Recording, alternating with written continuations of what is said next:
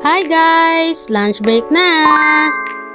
Yun ay magna-night walks tayo kasama ang Chikiting. Hindi na natin si Nami. And then si Sina. Excited na excited yung mga yan. Diba? Ulitin natin ang lunch break.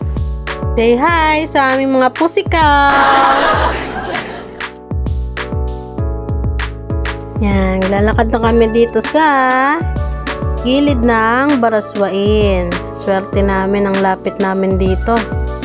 Ayan, makita nyo yung ilang mga food tripan natin dito sa gilid ng Baraswain. Nice! Linggo ngayon, so after nila magsimba, pwede silang dumaan dito para mag food trip muna bago umalis o umuwi sa kanilang bahay. Yummy! Kompleto yan sila. Sa susunod, bablog natin yan kung ano-ano yung mga tinda nila. Sobrang ganda talaga ng Baraswain Church. Kaya maraming nag-field trip dito eh. Lalo na pag gabi, kitang-kita, ang ganda. Ganito kami madalas pag lunch break ko kasi work from home tayo. So, kailangan makalanghap tayo ng fresh air. Habang naglalakad kami, minadaanan kaming bago. Meron silang tindang iced coffee, fruit soda, at overload halo-halo. Yummy! Affordable, no? Siyempre, let's support small businesses. Titikman natin yan. Yummy! Titikman natin yung iced coffee nila. Ang order namin ay salted caramel at caramel latte. Dalawang large na, 178 pesos lang. Nice! Sulit na rin, no? Para sa brewed iced coffee. Tamang-tama, may shift pa tayo.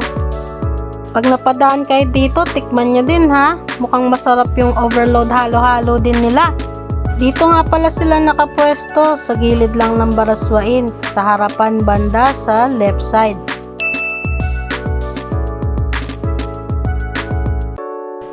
Ayan, kitang-kita natin, brewed coffee talaga ang ginamit nila.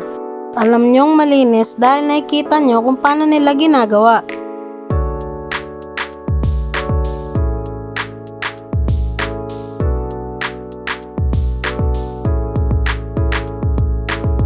Sa 89 pesos, ang laki-laki na rin ng baso nila, no? Sulit na sulit. Nice!